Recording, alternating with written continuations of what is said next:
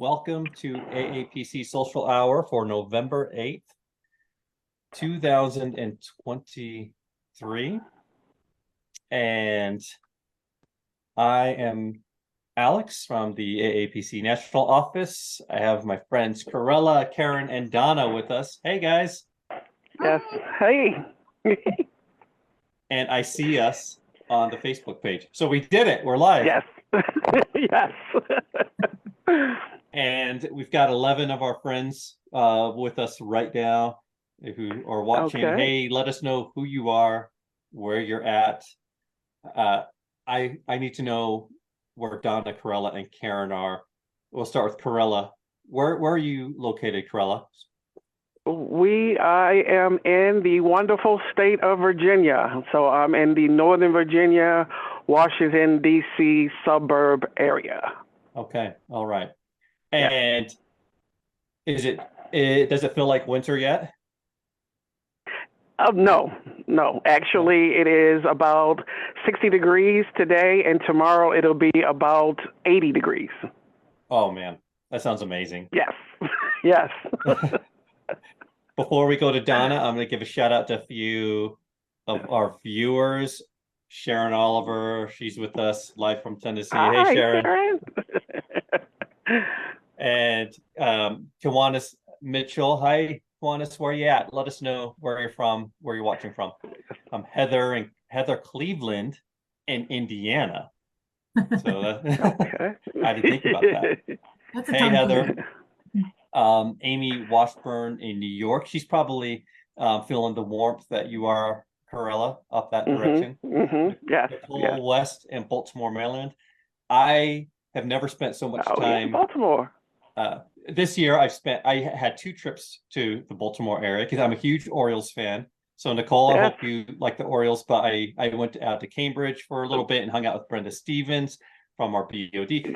Lots of Maryland time. What a beautiful state. I am a hometown Baltimore girl, so thanks. That's wonderful to know, Alex. Ooh, wow, that's awesome. Yes. Yes. And well, we'll have to talk baseball sometime. Yes. Let's see here. Oh, Kiwanis is from South Carolina. So thanks for sharing, Kiwanis. Hope you're doing well. Cindy Har from Michigan. Sarah Bowman from Bloomington. Brooke Patsell from Roanoke, Virginia. Donna Malone. Let's get to you. I am from the lovely state of Massachusetts, and yes, we are feeling the cold. It is only 42 degrees here. Okay. Yeah, it looks like you've got long sleeves on. Yes. Yeah. Okay. All right. And have you been there your whole life, Donna? I did. I was born and grew up here. I lived in Maine for about 10 years, but still cold. So. Yes. Okay. All right. It's hard making that transition from summer to, because really in Utah, anyways, where I'm at, like spring and fall are a blink of an eye. It feels like we just rush right into the major seasons, the summers and winters. So it's freezing out here. Okay, let's see here. Donna Wagner from Jacksonville, Florida. Deborah Clapp from Georgia. Angela Tarantino from Connecticut.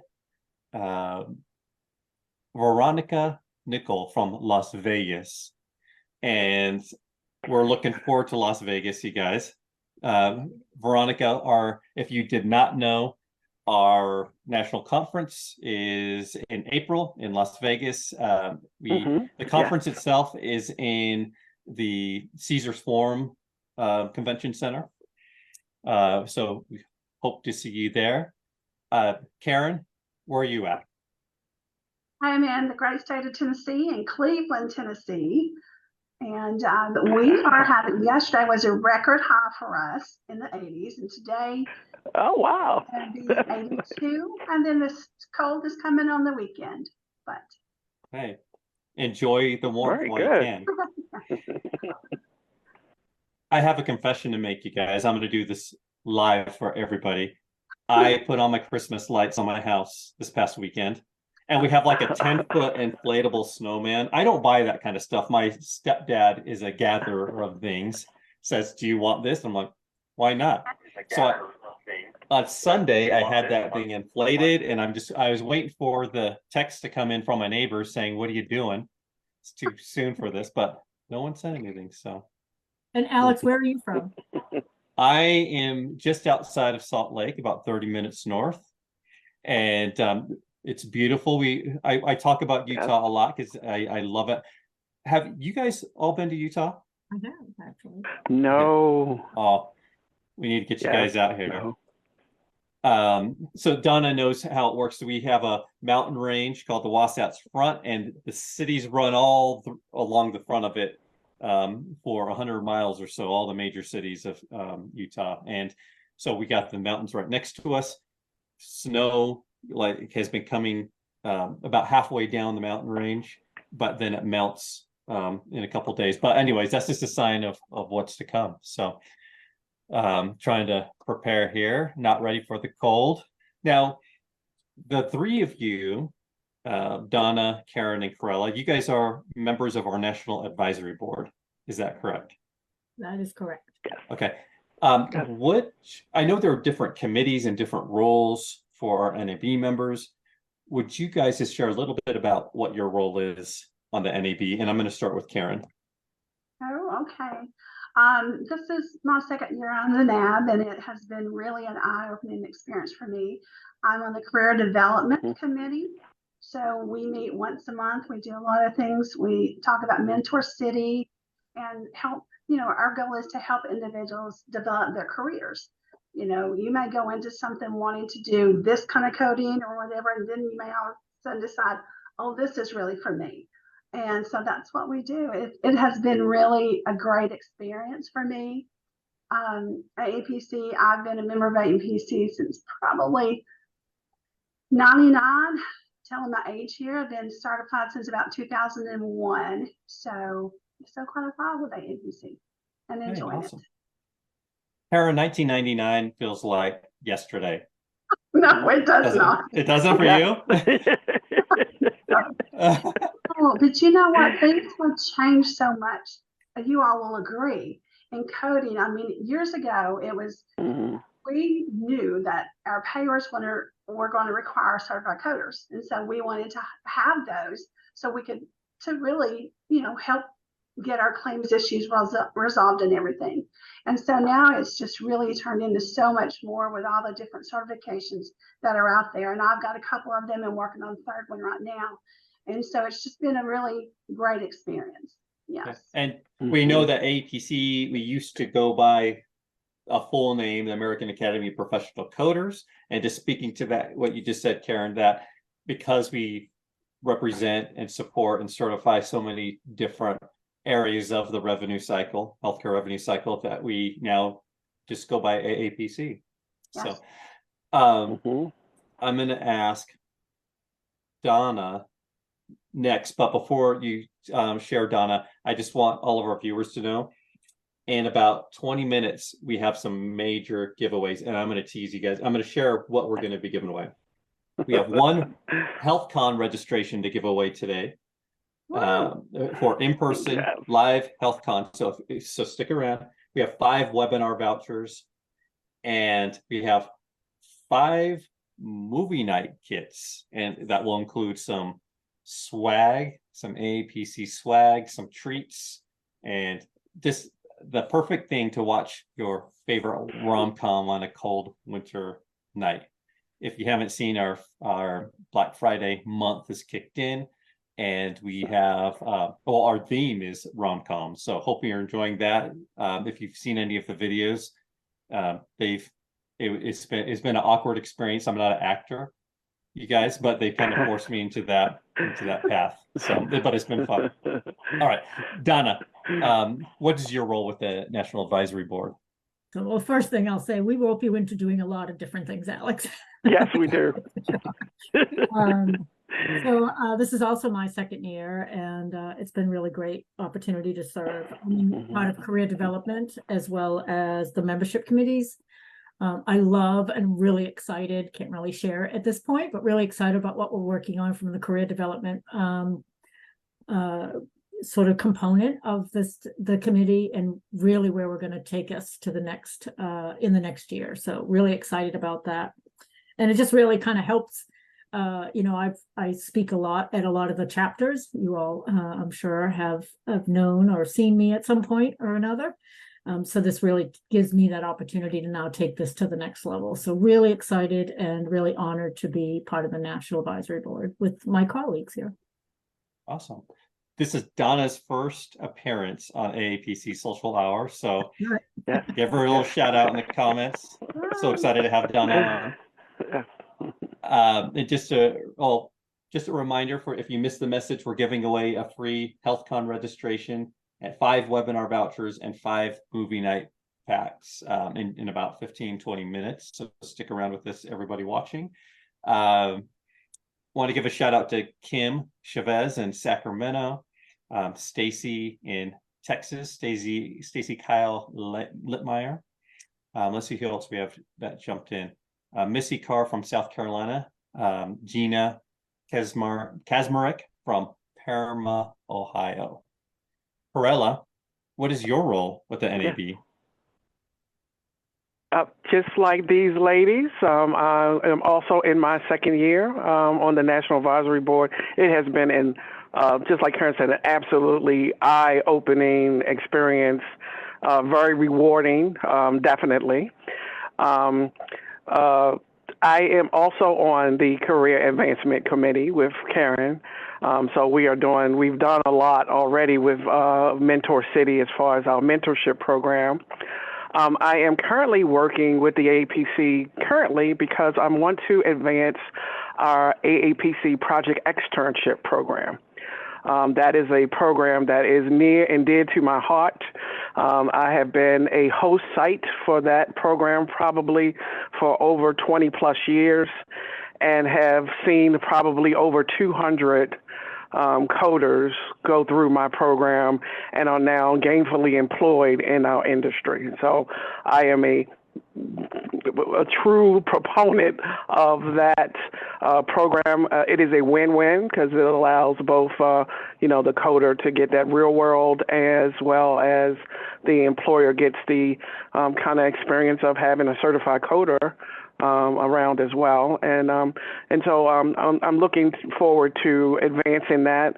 And that is also something that we want to do as far as with our career advancement as well, to look at maybe even expanding that past just the normal apprentice coder to maybe look at doing apprenticeships for maybe a coder that want to be an auditor or an auditor that want to get into compliance or whatnot as well. So I'm very excited, and I'm hoping we're just chipping at the surface of that. But I'm looking forward to trying to expand that as much as possible. So, and I think all of our ladies here on the phone can attest that we are definitely trying to move our membership as well as our members. We keep them in our mind and move that forward. In a previous role, I also started an internship program, actually a paid internship program, because we were having trouble finding opportunities. Yes. So I taught at the local community college, and there was no internship or externship. So where I worked, I just started one. I want to really dig into the externship program and the mentorship program that Karen mentioned. I've spoken with individuals, great stories coming from both. So let's just hang on to that for a second. I'm going to let Melinda Craig and Renee Dustman in. And Kimberly Jolivet Williams is with us. Hey, Kimberly. Hey, from Wiley, Texas. I'm Tracy DeBoer from Wisconsin. And let's see, Melinda Craig, can you hear me? Oh, there's, hey, Melinda. Hi. How are you? I'm doing well. How are you? I am super. Hey, Melinda, the 3 individuals with me are Donna, Corella, and Karen from the National Advisory Board. And we're just glad to have you on. Hey, Renee Dustman, how are you? Hi, Alex. Hi, everybody. I'm good. It's good to see you. Now, Melinda is new with AAPC, I believe. I think you, Melinda, correct me if I'm wrong, but I hear that you've been with the company for about 1 or 2 months. Is that right? Since August. Since August. Okay. Okay. Well, what is your role at AAPC, Melinda? I am the director of the coding services department. So we do all of the outsourced coding. Okay. All right. And tell me about your background. Like, what different roles have you had in the revenue cycle over your career? Yeah, I've been a coder for the majority of my career, coder and manager of the coding teams. I have experience in all facets of coding, starting with the pro fee side, and then I moved into the facility side where I spent the majority of my career. And then also had some rural health clinics as well as home health and hospice agencies. Okay. Is there one area that you're most passionate about? Probably the facility side. Okay. And I guess that's why you're here with us. Absolutely. Awesome. Awesome. Well, we saw your article. Renee led us to it saying, hey, Melinda wrote this great article on coding productivity versus coder productivity. And just reading through it and thinking about that push and pull between management and coders, can you first just give us a little summary of your article? What led you to write it? And a little bit about that challenge that facilities may be facing. Sure.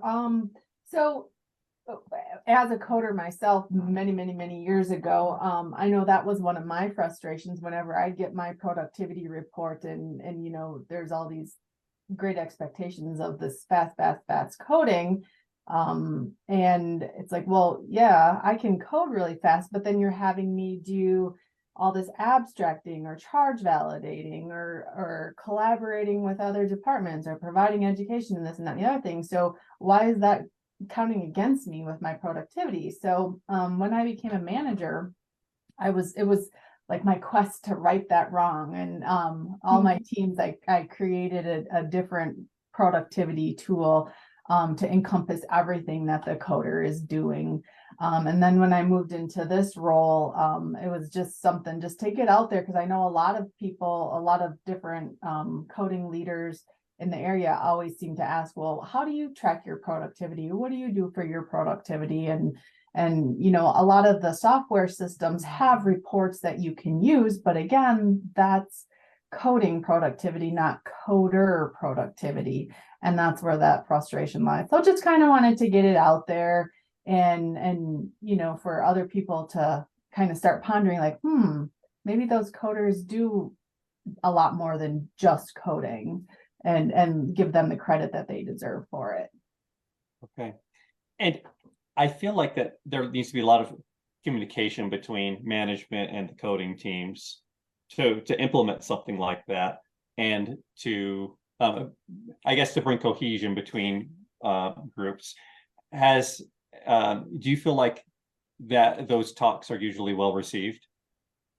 Typically, in my experience, the coders have never been opposed to getting credit for all the work that they're doing.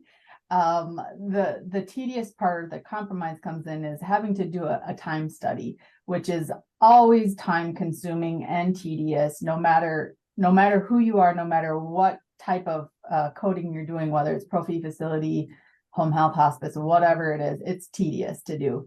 But that work up front, although it may be tedious, helps them in the long run and makes it for a more complete, accurate picture of their true coder productivity.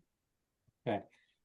Donna, Corolla, and Karen are expert coders who've been in this industry a long time.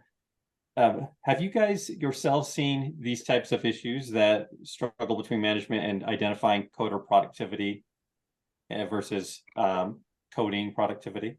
Yeah, so I'll jump in. So Melinda, I love everything about this. It's one of the things that I also do. I also try to right that ship, because there is a difference between, you know, you also have to take into the quality control piece, because what you push for speed here is going to cause more work on quality control on the other side with auditing and education and all that kind of thing, right?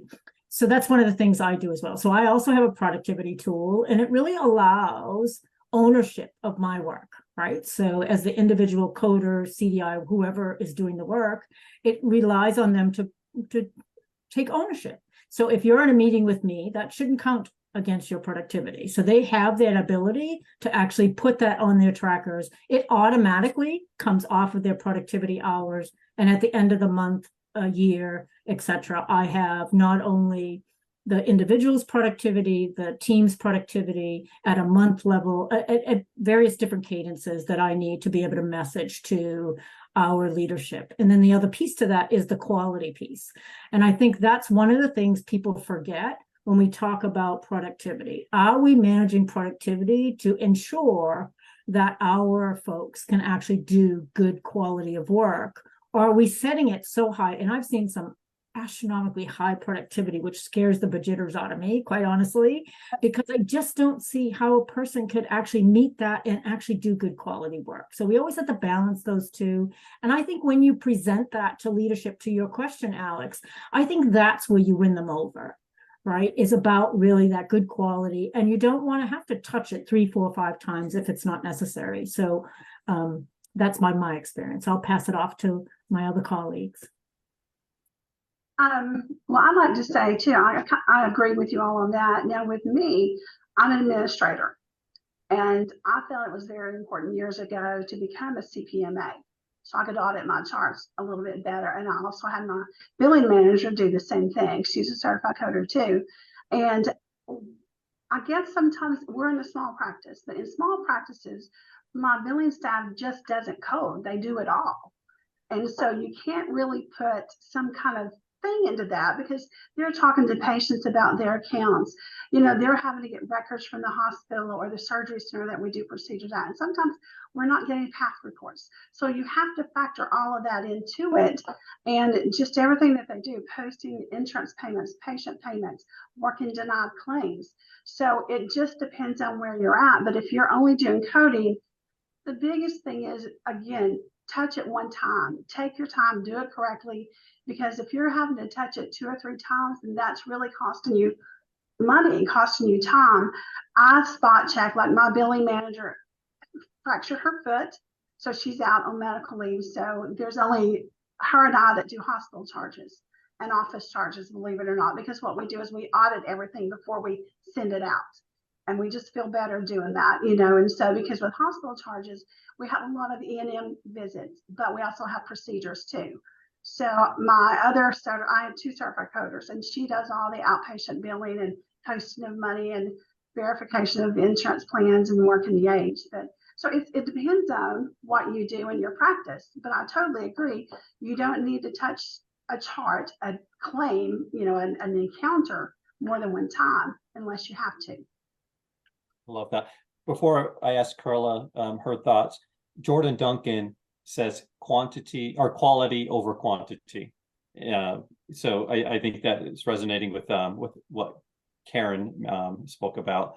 If you have comments or thoughts, share them in the comments of this broadcast. If you have any questions for Melinda, we'd love to hear them. Carla, what are your thoughts? I am in total agreement with my colleagues. Melinda, we love this, let me tell you.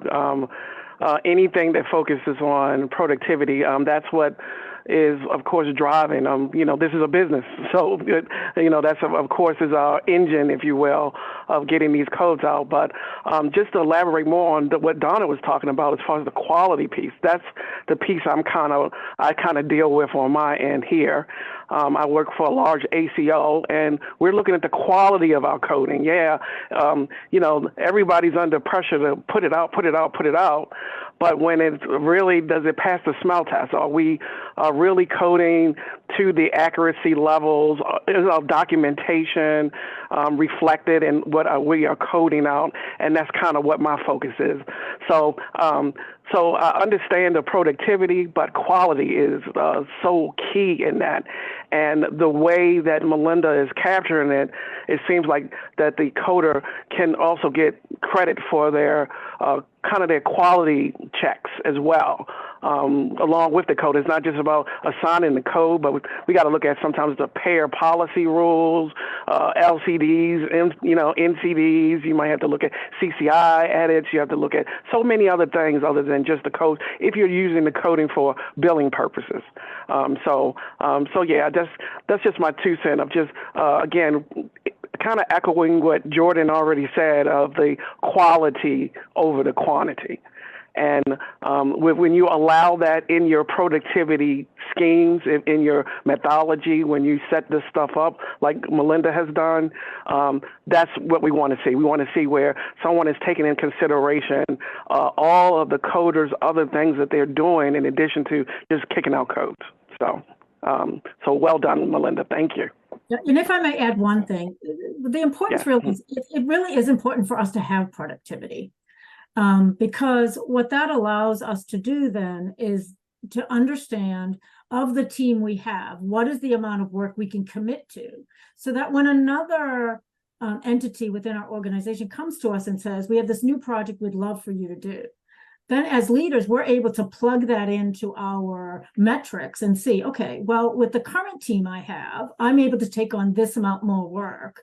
But if you want me to do this whole package, I need 1 more FTE, 2 FTEs, 1.5 FTEs, et cetera. So productivity is really critical in our world, but it needs to be managed well. And I really love that Melinda speaks to that in her article. So thank you. There's a comment from Amanda Rubin. She says, I wish we had more leaders with this outlook, and which leads me to think, how does someone help create that change, initiate that? And my first thought is, I think you need to take a look at Melinda's article in the November issue, the current issue of Healthcare Business Monthly, page 22. And that might help spur some ideas for that. Melinda, first, do you have any thoughts about anything our wonderful panel has spoken to? And secondly, well, let's just start with that. Any comments about what everybody said? I agree 100% with everything that they're all saying. The quality, that there's a fine balance between the quality and the quantity, and it just all goes hand in hand. Everything we do, it just goes up, works, like Donna was mentioning, great for more than just our direct needs for coding and quality, but for higher administrative type needs when you do have those additional projects and whatnot that you need FTEs for. So I agree 100% with everything everybody's saying. Okay. And thoughts about initiating change? Let's say you're not a business leader. How can someone from the make change from the bottom up? Any thoughts?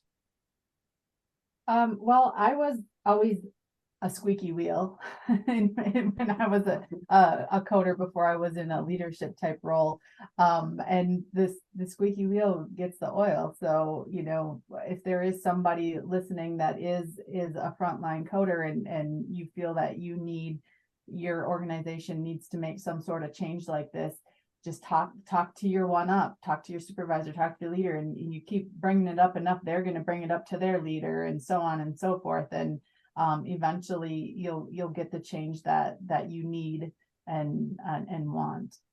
But it does take some time, but again, consistency. Yeah. Patience. You don't want to go overdo the squeakiness. Right. But bring a case study if you can. Right. Ooh, So I love that. So for instance, right, if you're a coder under productivity, go to your auditing team and find out how many are you auditing, and if we had just a little more time, how many do you think we wouldn't have to audit, or just simply do a clean study. Here's what we're doing the first time, here's the amount that we have to redo, and then bring that to your leader. And I think that because oftentimes leaders don't want just hypotheticals, right? Give me the proof is in the pudding, right? So providing that somebody using your teams, I think, would help you get your message across, because sometimes wheels are great, but yeah, and just to piggyback off of that, anything that you can put in dollars, our providers want to see dollars. If you can show dollars lost from coding productivity errors, dollars lost from the processes, if you will, that speaks volumes. Sometimes all you got to do is show a report with how much money was lost and walk out the door. Guess what? That will speak volumes for you. I love it. Corella, that's so true. You know, critical care billing. We do see some patients through the hospital that are really critically ill for what we treat them for. To get my providers to document it correctly, and I'll point out to them, this is how much money you're losing if you don't document this, because you can certainly bill for it because they're critically ill, you know. So that is one thing that you can do. Dollars always speak to providers. This has been great. This is so helpful. Melinda, stick with me just for a minute. I want to ask Renee what her favorite article has been in, well, not favorite, but what's one that really stuck out to you other than Melinda's from this month's Healthcare Business Monthly? Yeah, I think the other one that I really liked was, and I don't know how to say her name, Arthi Soranaran and Arthi. The coding nerve conduction studies and electromyography. It really opened my eyes to realize that there's a difference between the two, and that there is a sequencing difference in the codes. And I never really thought about it, and I just found it really interesting. So I thought that was a really good coding article, especially for people just getting into that specialty. And that's on page 26 of the November issue. And it's obvious and very clear that Arthi has a passion for this specialty. Yeah. And I think there are many watching who have a unique specialty. To me, this is unique. And you welcome these articles, Renee, right? Oh, yes. Yeah, I mean, the magazine is built on submissions from our members. So anytime you're out there and you have something you want to share and you want to earn some free CEUs and get your name out there, looks great on a resume. And you might pick up a new skill. I mean, everyone thinks that they can't write, but I think a lot of people are surprised that it's really just the information. If you can get that information down there, and then my team will pretty it all up for you. Okay. I just dropped a link into the comments that will take you to information on how to write for Healthcare Business Monthly, and that will put you in touch with Renee and her team. Before I let you both go, first, Melinda, I know that AAPC Services is sometimes hires coders. Do you guys have a need at this point? We're always looking to grow our pool. If we don't have any work currently for additional resources, we're constantly getting work in. So we might need you in the near future or save you for a distant future. So absolutely, we are looking for a lot of times contractors and employees both. Okay, awesome. So maybe someone is watching looking for an evening part-time work or job. As a contractor, this might be a possibility.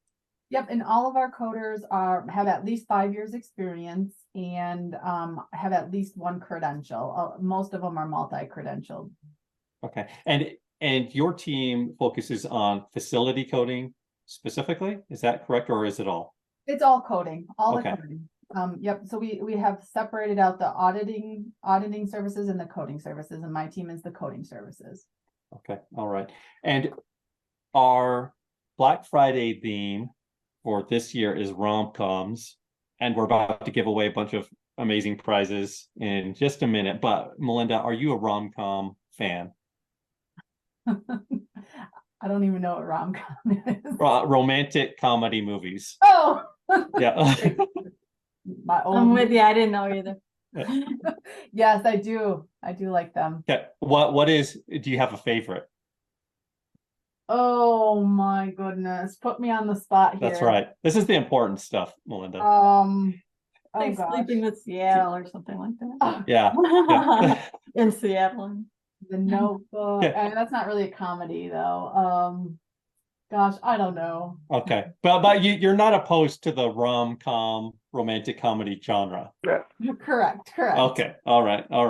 Okay. Now I'm going to put Renee on the spot. What is your favorite rom-com? You can't say Sleepless in Seattle now. Pick something That's different. You know, I couldn't tell you because I only get to watch things like that when my husband goes away. So Yep. Okay. All right. But you are a fan of that genre. You're not opposed to a good rom-com. sometimes it's not too, not the what are those Hallmark ones? I'm not into that. Oh yeah. Yeah. Okay. All right. Well, Melinda, yeah. It was so good to have you both on. Good to see you again, Renee. Melinda, welcome to the AAPC team. So good to meet you. Hopefully we can have you on again another time. Sure thing. Thank you guys. Thanks so much. You're welcome. We'll see you next time. Thank you. Thanks, everybody. Bye-bye. All right. Bye. Right. All right.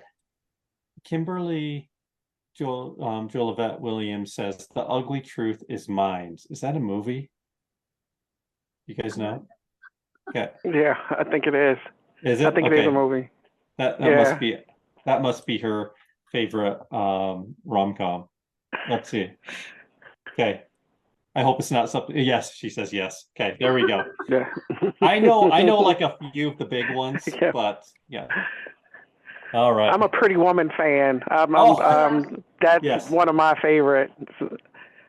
What's the other one with Julia Roberts? The wedding, My Best Friend's Wedding. Yeah, that's right. Yes, Best Friend's Wedding. I'm gonna put Yes. this out to the world right now. I like that movie.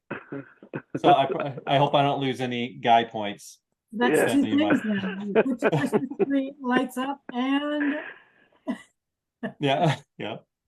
Don Butcher says never been kissed. Deborah Clapp 27 Oh, dresses. yeah. Oh, we've got 2 for 27 dresses. Have any of you guys seen that one? I don't think I've seen that one. I'm gonna have to look that one up. Cindy Har says Ghost. And you you can't forget when I hear Ghost, I just think of the pottery scene. Yes. Yeah. Dirty Dancing was one of mine. Yeah. Like if Dirty Dancing, Pretty Woman, or The Bodyguard's on, I'm going to watch it. Yeah. There you go. Yeah. There you go. Oh, there we go. Katie Prudhomme, she says Dirty Dancing as well. So there you go, Karen. Someone said Overboard. I love that one. Goldie Hawn, Overboard. Oh, that's a favorite. Yeah. All right, we've got some things to give away, you guys. Let's do this. So here is the question. We're going to do this a couple of different ways, but I'm just going to throw the question out to you right now, and then I'll tell you how you can win. And it's all going to happen right here live as far as how you can enter. So the question is, what is your favorite way to network? Drop your answer in the comments. But if you want the HealthCon registration, you have to email me too. So I'm being risky here, guys. I'm putting my email in here, alex.mckinley at aapc.com. Okay, no spamming me, you guys. No MLM proposals or anything like that. So to win the HealthCon registration, you need to have your entry in here with what your favorite way to network is, and also email me. And in your email, expanding on what you said in the comments is going to help you out. So this is going to be of a little committee of a few staff here at AAPC, and then we'll take a look at those. And for the others, so we have the 5 movie kit nights and the 5 webinar vouchers. Same thing.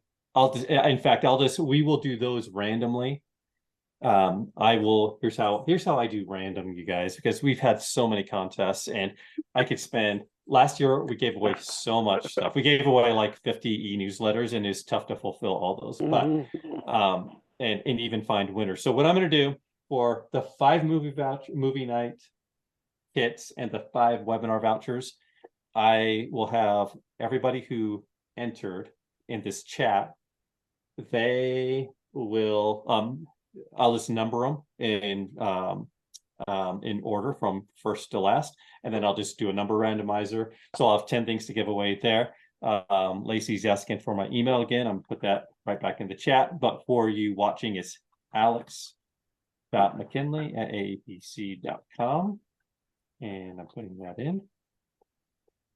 There you go. All right. So I will announce those winners on the next social hour. And that next social hour, we already have a topic planned. We're going to have Ray on, Lori Cox on, who works for AAPC Services. We're going to talk about AI. We have a special guest on that as well. That just agreed that he'll be able to make it. It's not Bevan, but yeah. So someone who will be able to share some amazing insights on AI in our space and how we see it evolving.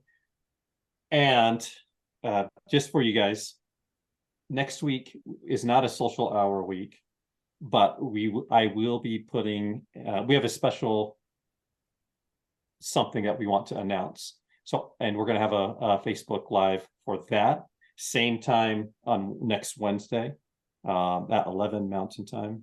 So I'm going to create a Facebook event for that. So if you're on the Facebook page, look later today. I'll put that up this afternoon, and then you can have a reminder of when that event happens. So, all right. Donna Wagner speaking about Bevan. She says, "What? We can't hear about what bone Bevan has broken recently." He's young at heart. Bevan is and he's very adventurous. And if I think you guys have seen Cruella, Donna, and Karen, you've seen his presentations where he's talked about let's code my recent surgery. Yes. I'm happy to say that he's healthy right now. He's walking, no broken bones, not on one of those knee scooter things like he was a few years ago. Yeah. Hey, I'm getting some emails. Oh boy, here it comes, you guys. Here come the emails. Yeah, that's right. Let's see. I've got 1, 2, 3, 4 emails there. So, okay.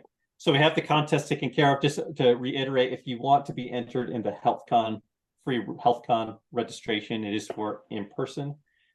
You have to email me the response. You put in the comments here in this chat. And Don, I'm going to put my email in here one more time just for you. There you go. And my little bell's ringing on my email. So this will be fun. So we'll make those announcements later if we want. I'll likely reach out to you prior to us announcing this on a broadcast. So, all right. We talked about so much today, you guys. And one thing that really stuck out to me was mentorship program and Project Xtern. I want to start with Project Xtern because there's so much enthusiasm for that, but what the hard part about it is it's not in every area, every region. And Cruella, it excites me to hear that you've had success with it. And as you spoke about that earlier, it led me to think, how can we better educate and give confidence to employers to Yes, I'm glad you brought that up. I am working with Desiree at AAPC right now as we speak to come up with a packet, if you will, or something we can send to an employer on kind of the step-by-step on how to host AAPC project externship program and kind of how to administer it. I guess that's been a lot of confusion. I don't think the employers want to do it, but they want to know, well, how does this kind of work? I've been doing this for a long time. I've set it up at both large organizations that I worked for, as well as a small mom and pop doc shops.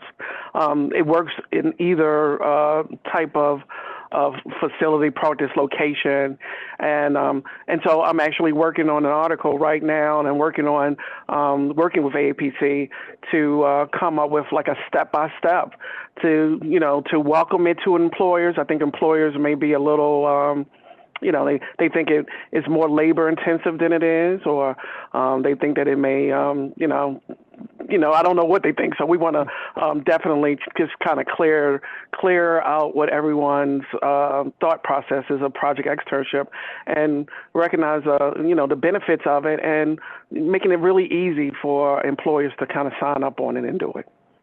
Amy Washburn says the externship is the best. Can you give us a little summary of the externship program and how it can help CPCAs seeking employment? Yes. Well, of course, this is a program that is really marketed to the CPCA. So this is the candidate or the person that has received the credential, but they have that difficulty sometimes in breaking into our industry, if you will. So employers like to see that real world experience. They like to see that what you've done in a book or what you've done in school, you've actually performed in a real world environment.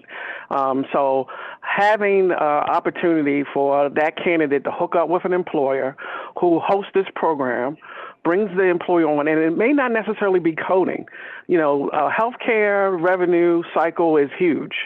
And so I've worked where we brought on these externships and exposed them to the front end process, the registration of the patients, and the intake process, and the actual coding, billing, the follow-up, the appeals piece of it as well. So anywhere along the revenue cycle where you can get exposure, you see how your codes work, how you put that into motion, if you will, all of the things that you've learned and all of the things that you've become certified for. So it's really a kind of win-win situation. A lot of my externs, as soon as they get that real world experience, put it on their resume and then start applying to employers. That's all the employer kind of needed to kind of get them in. And, and once and working in the environment, that also builds confidence. So now in the interviews, they know what they're talking about. They can put down that they have worked with electronic medical records, or they have worked and understand the process of the front end. And that can make the biggest difference in the world when you're breaking into this career field. So it's been a wonderful, wonderful thing for us. Perla, do you know who Naya Raman is? Yes, she's one of my former externs. She says, I got my first coding job because of Perla and Project Xtern. Thanks a ton. I did drop a link to some information about Project Xtern in the comments. I don't know if that's the best page, but that's just me looking real quick. But I just like to say, Corella, in my I am AAPC interviews that you can find on the AAPC YouTube channel, I remember someone specifically saying, hey, I got an externship right after being certified. They didn't hire her as a full-time employee, but that really was the catalyst which led to her work. And employers see that as a great stepping stone to that job. Yes, absolutely. And an employer, once they see that you've actually volunteered to learn more about the field that you've become certified in, that may be all the difference in the world that an employer, that you've taken that extra step, that now you want to do something real world, and you're willing to do it for a volunteer, just to learn. It means a lot. It goes a long way. Yeah. Donna, Karen, do either of you have experience with the externship program, either in your facility or with someone that you've worked with who maybe had an experience with it?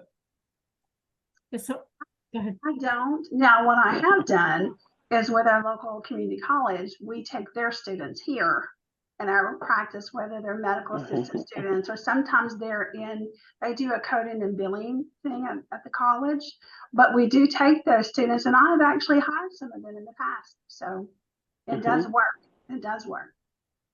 Awesome. Thanks, Karen. Donna?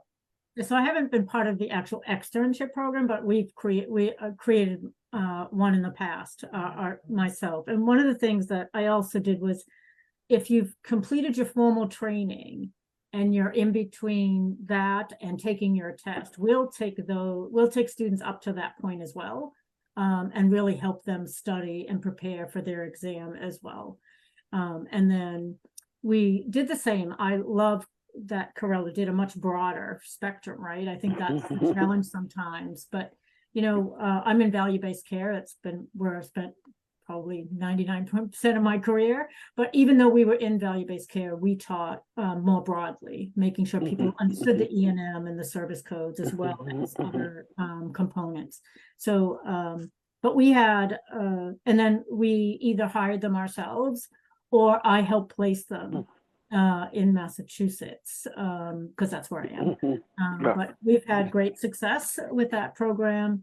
And again, it was because there wasn't a lot, which is really interesting, because in medical, in the community college that I worked with, we have a nursing program, we have an MA program, we have a surgical tech program, we have a phlebotomy program, but they could not break into these service areas for these facilities to take coders as interns. It's really been a struggle with getting the systems to do that. And even though the HIPAA requirements are the same for all of us, right? But it was really challenging. So I just created my own because I was done with that. I love it. Patricia, go ahead, Karen. In the past, I've been an adjunct faculty member at 2 different colleges. And the interesting thing is they did have a coding certificate, but the students didn't have the knowledge that they would have gained if they went through the AAPC coding curriculum and all that kind of stuff. So it's much better through AAPC, to be honest with you.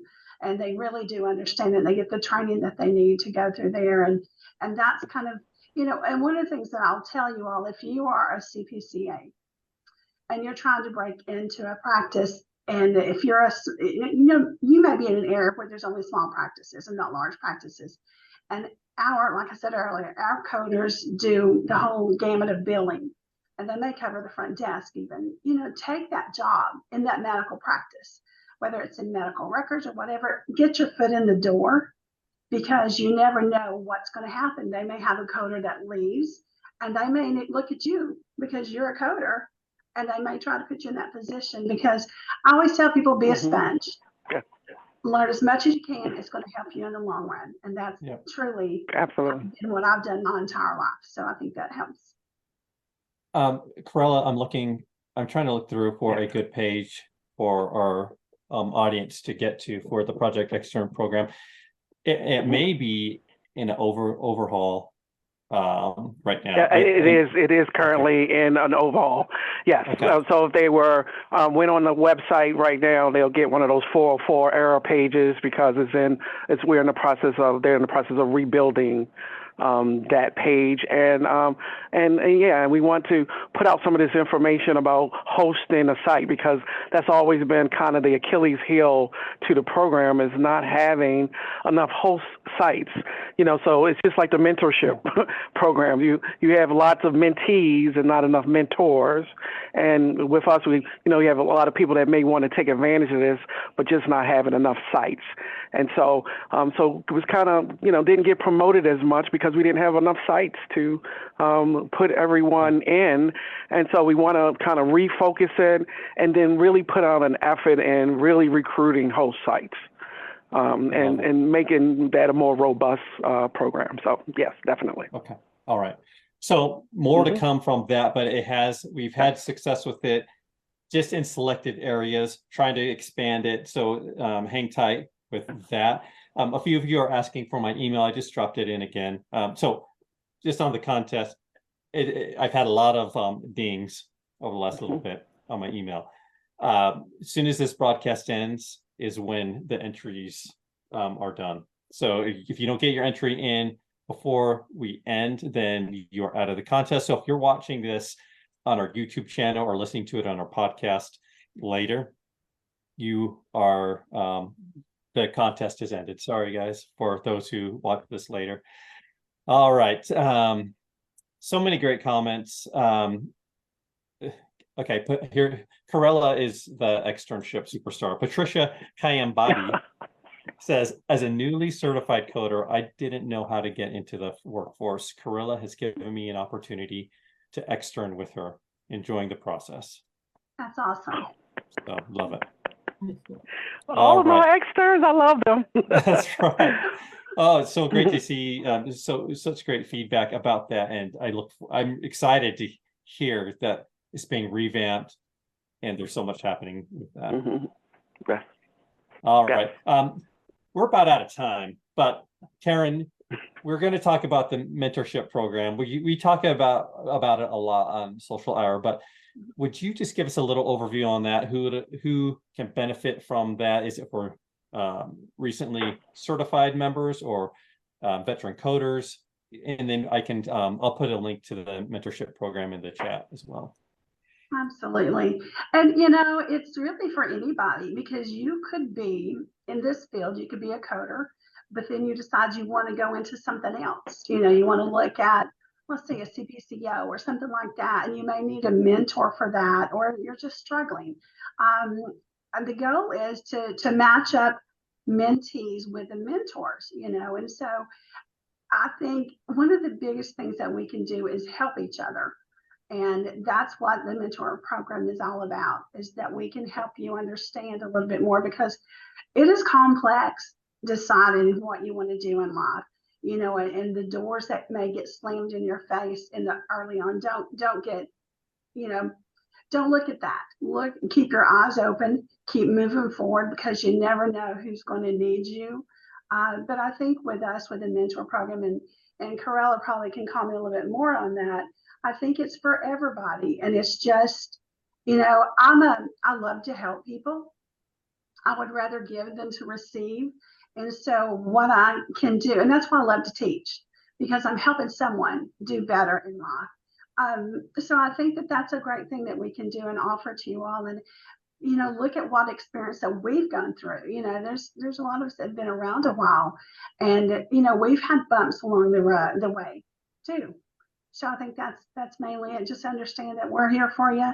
And if you haven't been a part of it, please join it, and they'll match you up with somebody that fits you. So, Corella, anything else you want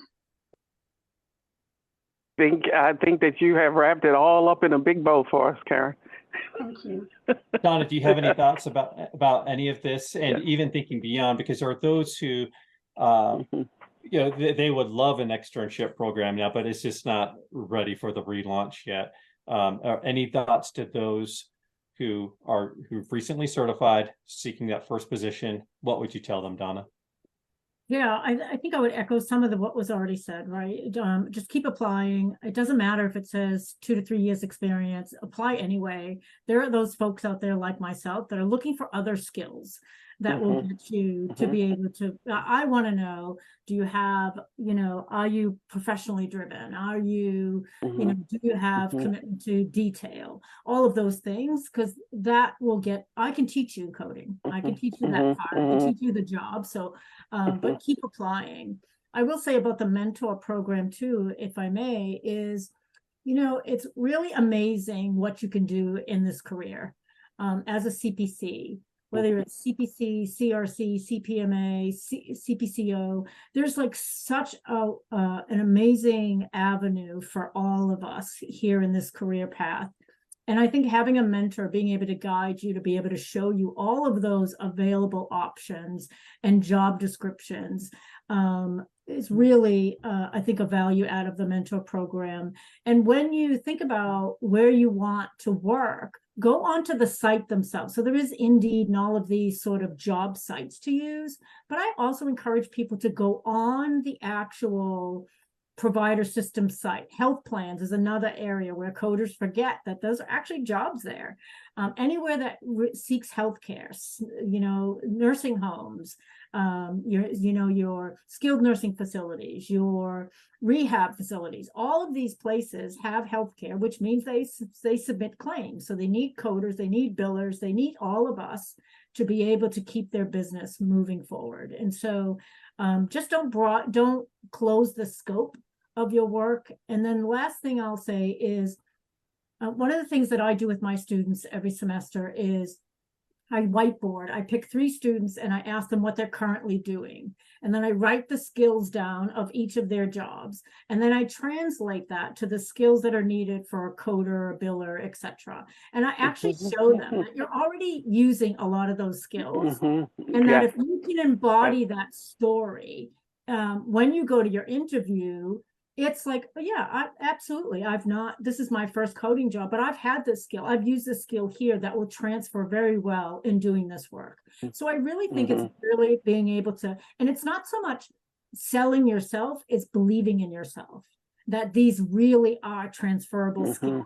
And I think if you're able to do that, and, you know, I hear a lot of times, I'm just a stay-at-home parent. No, you work at home. That's what you do. And think about all of those things, right? So you think about, you know, budgeting. You think about time management. You think about conflict resolution if you have children, right? You think of all those skills that you actually do every day.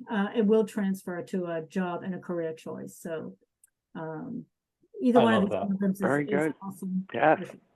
Real quick, I'm going to talk one more time about the contest, but first, what Donna said about learning how to and figuring out how to package the skills that you have and you've created through your work life up to this point, and sharing that that is so important. And if you don't know, there are many interviews with members on AAPC. Many of them have had experiences and frustrations, just like you might be having if you're looking for your first job. For some people, they find them really quick. We hear a lot. We hear from those who are most frustrated. So those who are working, they just kind of go into it, and you don't hear a peep. But I've been interviewing more members who have found their first job after just a few months of certification. One that came to mind when Donna said those things is Megan Chavis. I just dropped a link to her interview in the comments. When she got an interview, she created this little PowerPoint image just showing all of the skills that she had, and employers want to see, oh, they are well, they can present well, they can speak well, they carry themselves professionally, and these are can visually see how they are doing those things or have these skills that can apply to coding. There's that one. That is such a great one. There's another one I'm going to drop into comments real quick. It's for Abby Duncan. And Abby, she was actually in the Facebook group. She messaged me because she was very frustrated. And we actually got on a phone call. And I'm not a coder, so I can't speak to like, this is what, these are the coding skills that employers are working for, all of that. But I can tell people the truth in that I see people getting jobs every day. It does happen all the time. And Abby shares, so I ended up interviewing her. She worked for a barbecue franchise as the catering manager. And we had a great discussion. Not that I'm a magician with helping people find jobs. I feel like I might sometimes be able to inspire others, just as you guys have done today, Karen, Corella, and Donna. But take a look at those. Take a look at all of the other interviews on the AAPC on the AAPC YouTube channel. It happens all the time, guys. I know you guys have to leave. We're past the hour. Everybody said extra contest time. Real quick. Okay, the contest now ends for the HealthCon registration. Boom, it is done.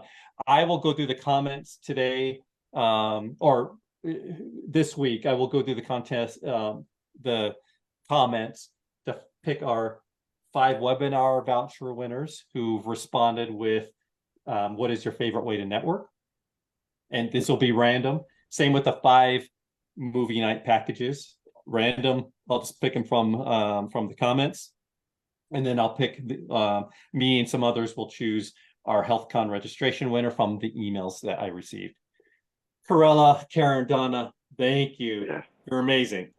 Thank you. Yeah. Thank you, guys. So, Thanks yeah, for so having fun to us. have you on. And we will see you. If I don't see you before HealthCon, I'm sure we will. But this, stay healthy. Have a great holidays as we're approaching that.